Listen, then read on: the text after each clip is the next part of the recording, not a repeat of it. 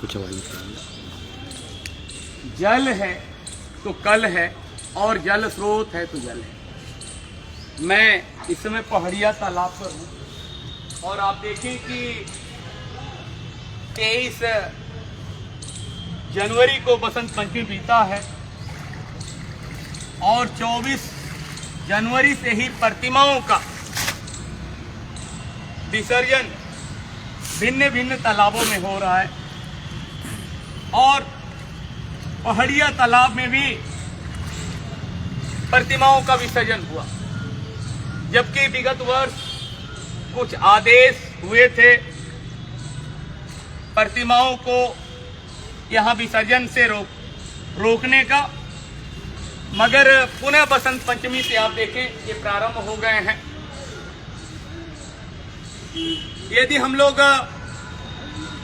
अपने तालाबों में, कुंडों में, पोखरों में प्रतिमाओं का इसी तरह विसर्जन करते रहेंगे तो आने वाले दिनों में वह दिन दूर नहीं जब एक तालाब, एक कुंड, एक पोखरे की तो पड़ जाएंगे या गंदगी के ढेर के रूप में तब्दील हो जाएंगे। हम लोग 2047 में आप देखें तो विकसित भारत की परिकल्पना कर रहे हैं और उसके लिए सबसे ज्यादा जरूरत है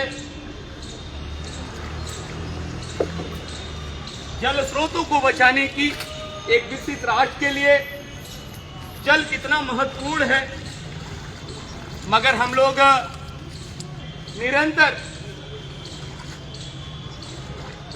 प्रतिमाओं का अपने जल स्रोतों में, तालाबों में, कुंडों में, पोखरों में विसर्जन कर रहे हैं और उसका परिणाम यह हो रहा है कि पूरा तालाब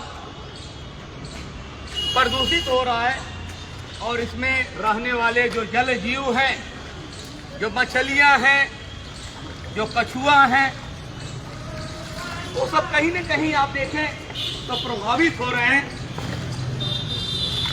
यदि हम लोग इन प्रतिमाओं का सांकेतिक विसर्जन करें, विगत 10 वर्षों से हम लोग सांकेतिक विसर्जन पर बात कर रहे हैं। 2-3 वर्षों तक पहाड़िया तालाब में सांकेतिक विसर्जन हुआ। सांकेतिक विसर्जन का शाब्दिक अर्थ है कि प्रतिमाओं को हम लोग तालाबों तक, कुंडों तक, पोखरों तक लाएं, उस पर पानी छिड़क कर प्रतिमाओं को शुद्ध मान लें। उससे हमारी धार्मिक आस्था भी बनी रहेगी और जो हमारे तालाब हैं, कुंड हैं, पोखरे हैं, वो भी सुरक्षित रहेंगे, साफ रहेंगे, प्रदूषण मुक्त रहेंगे। मगर हम लोग शायद उन विचारों से बहुत ज्यादा प्रभावित नहीं है और इसलिए बड़े भाव से प्रतिमाओं को लाकर तालाबों में डाल दिया जा रहा है। प्रतिमाओं में अनेक तरह के कलर लगे हुए हैं जो इन तालाब के जल को प्रभावित कर रहे हैं और इसमें जो जल जीव है, देखें कि 23 जनवरी को बसंत पंचमी था, 24, 25 और 26 3 दिनों से निरंतर पहाड़िया तालाब में विसर्जन हो रहा है। नगर निगम की तरफ से भी कोई कर्मचारी नहीं दिखाई दे रहा है जो प्रतिमाओं को निकाले। शायद ये हमारे वीडियो के माध्यम से उनकी तक सूचना जाएगी तो वो लोग आएंगे। जब तक आएंगे तब तक प्रतिमाओं में जो कलर लगा है वो जल में घुल जाएगा और इसका जो पानी है, जो काशी का सबसे शुद्ध जल पहाड़िया तालाब का था, वो कहीं न कहीं प्रदूषित हो जाएगा। आइए अपना नागरिक कर्तव्य मानते हुए नगर निगम की अपेक्षा थोड़ा से हम लोग अपना योगदान दें।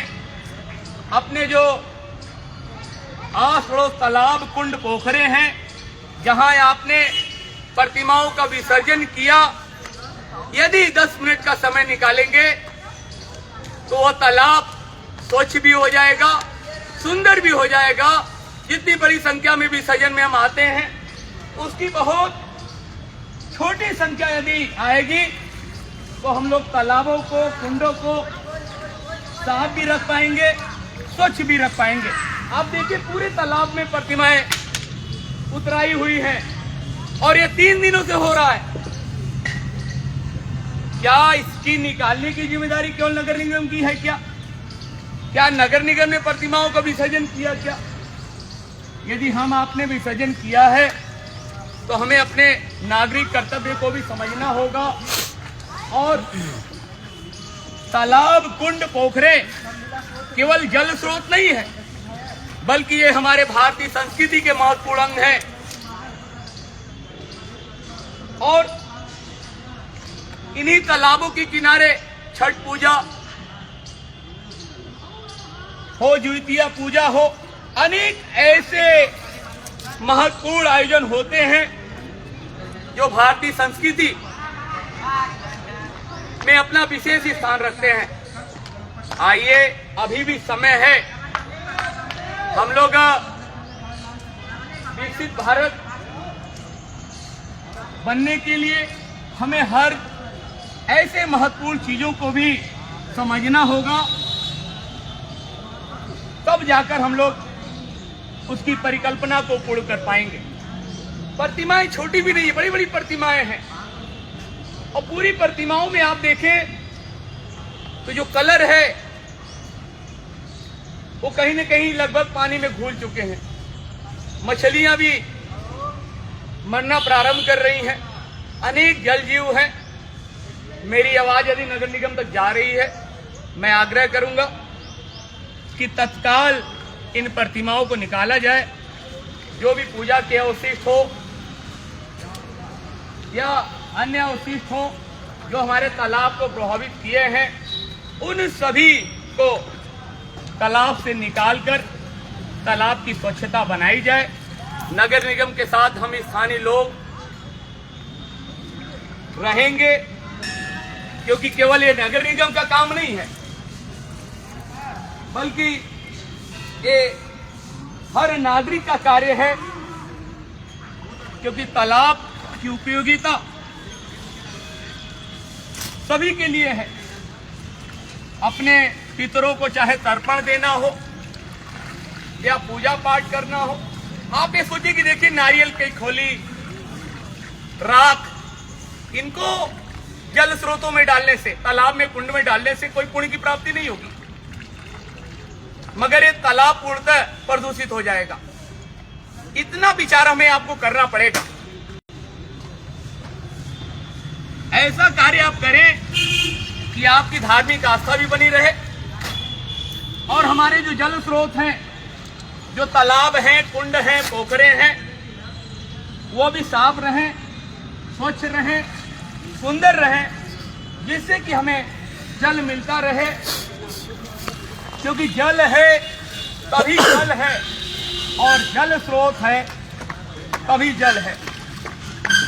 देश में गर्मियों में आप देखें तो निरंतर जल संकट बढ़ता है, और जल संकट न बढ़े, हमारे अंडरग्राउंड वाटर लेवल बना रहे, इसके लिए इन तालाबों का, इन कुंडों का, इन पोखरों का रहना बहुत जरूरी है। ये केवल जल के स्रोत नहीं है, बल्कि हमारे प्राचीन काल के हार्वेस्टिंग सिस्टम है जो अंडरग्राउंड वाटर लेवल को मेंटेन करता है। मैं एक बार पुनः आग्रह करूंगा कि आइए इन तालाबों को, इन कुंडों को, इन पोखरों को बचाया जाए, क्योंकि जल है तभी कल है, और जल स्रोत है तभी जल है। एक बार फिर से दिखाइए, पूरी तालाब को दिखाइए, कितनी प्रतिमाएं पड़ी हुई हैं, खड़े हो जाइए।